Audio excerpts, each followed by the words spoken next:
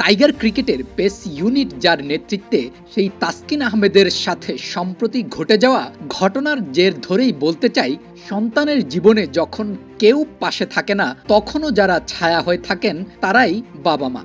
অভিযোগ সত্যি না মিথ্যে তা প্রমাণ করার দায়িত্ব আমাদের নয়, তবে এই ঘটনার পর সর্বপ্রথম শোনা যায় ছেলের এই বিপদের দিনে তাসকিনের পাশে নেই তার বাবা আব্দুর রশিদ।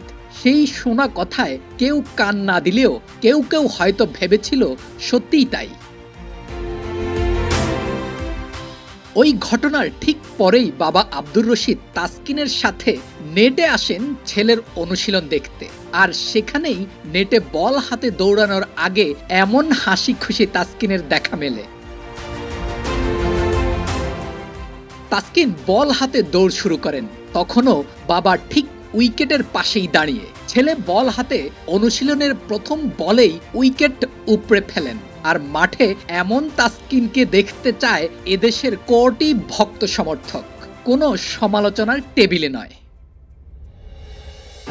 প্রথম বলে উইকেট উপড়ে ফেলে তাসকিন যখন পরের বল করতে এলেন, সাথে থাকা ব্যক্তিগত ট্রেনার কি যেন পরামর্শ দিলেন।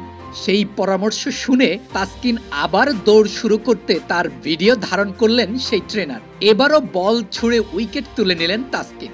এমন তাসকিনকে দেখে কে ভাববে কদিন আগেই নিজের উপর বয়ে গেছে অনেক বড় এক ঝড়।